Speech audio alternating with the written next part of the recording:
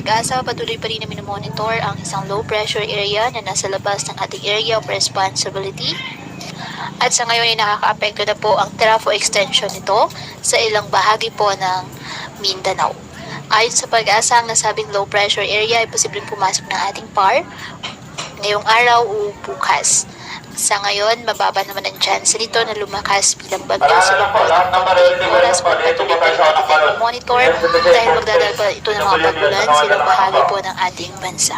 Isang bagyo naman po nasa labas ng ating Philippine Area of Responsibility sa may silangan ng Eastern Visayas at malayo po ito sa ating bansa at wala po itong direktang epekto ngayon sa lagay ng ating panahon.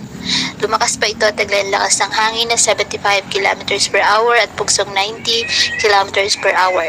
Ngayong araw, dahil po sa trough ng low pressure area, ang Dinagat Islands, Surigao del Norte at Surigao del Sur, asahan po ang kalat-kalat na mga pag-ulan at thunderstorms. Ang Metro Manila at nalalabing bahagi ng ating bansa, bahagyang maulap, mas maulap na halangitan, with isolated rain showers or thunderstorms dahil po sa trough ng low pressure area at localized thunderstorms.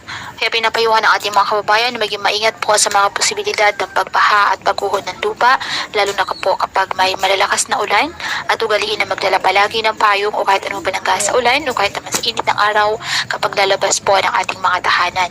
At yan po muna ang update sa lagay ng panahon ngayong araw. Muli patuloy po tayo na mag-ingat at palaging tandaan, God loves you.